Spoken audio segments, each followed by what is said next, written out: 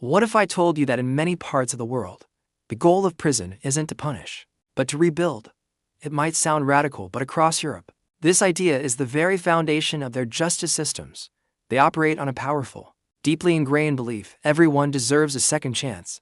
It's not just a nice thought, it's a structural reality. Let's take a journey inside a system that bets on human potential. Instead of focusing solely on locking people away and throwing away the key, many European countries are making massive investments in something else entirely: rehabilitation.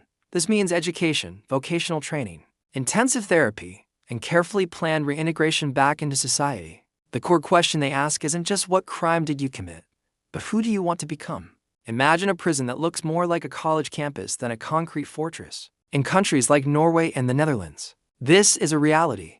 They have what are called open prisons, where inmates have more freedom and responsibility. They might cook their own meals, work regular jobs, and even go into the local town. The idea is to mimic real life as closely as possible, so that when they're released, the transition isn't a massive shock. It's about teaching responsibility, not just enforcing obedience. In Halden Prison in Norway, often called the world's most humane prison, guards and inmates eat together and play sports. The guards are trained as social workers and mentors. Their job isn't just to keep order, but to actively help inmates prepare for their release. This approach is built on a principle called normalcy. The theory is that if you treat people like human beings, they are more likely to act like it. If you prepare them for a normal life, they are more likely to live one. So, how does this actually work in practice?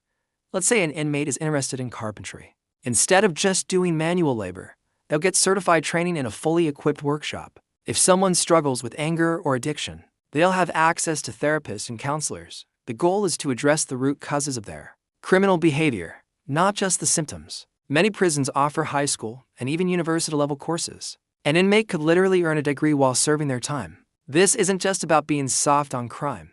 It's a pragmatic, data-driven strategy. And the results? They speak for themselves. Countries with a strong focus on rehabilitation often have significantly lower reoffending rates. For example, in Norway, the reconviction rate is around 20%, one of the lowest in the world. Compare that to countries with more punitive systems, where rates can be over 60%. When fewer people return to prison, it creates a ripple effect of positive outcomes. First, there's the economic benefit. It's incredibly expensive to keep someone incarcerated. By investing in rehabilitation upfront, these countries save huge amounts of money in the long run. Fewer prisoners mean fewer prisons to build and maintain. More former inmates become tax-paying citizens, contributing to the economy instead of draining it. Then there's the social benefit, which is even more profound. Every person who successfully reintegrates is a family member who returns home, a parent who can raise their children, a neighbor who contributes to their community. It breaks the cycle of crime that can plague families for generations. When you give someone the tools to build a better life, you're not just saving one person, you're strengthening the entire fabric of society. But how do they make reintegration work?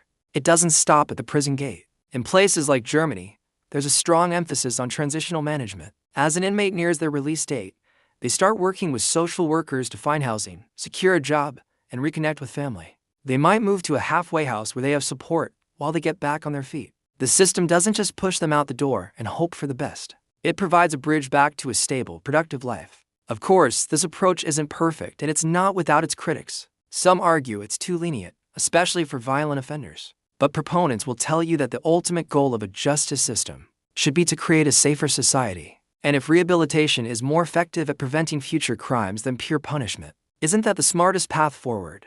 So, what can other countries learn from Europe's model? The first lesson is that seeing inmates as future neighbors, rather than permanent outcasts, changes everything.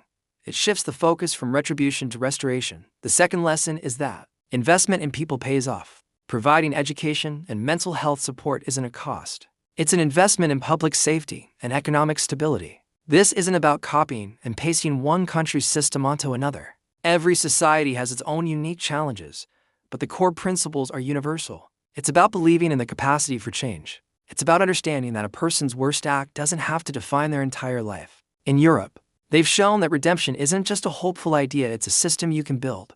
It's a choice a society can make. By treating prisoners with dignity and giving them a real path forward, these systems prove that a second chance isn't just good for the individual, it's good for all of us. It challenges us to think differently about justice, punishment, and what it truly means to create A safer world. This story of rehabilitation over retribution is a powerful reminder that how a society treats its most marginalized members says a lot about its values, and perhaps the most effective way to fight crime is not with tougher walls, but with wider doors to a new beginning.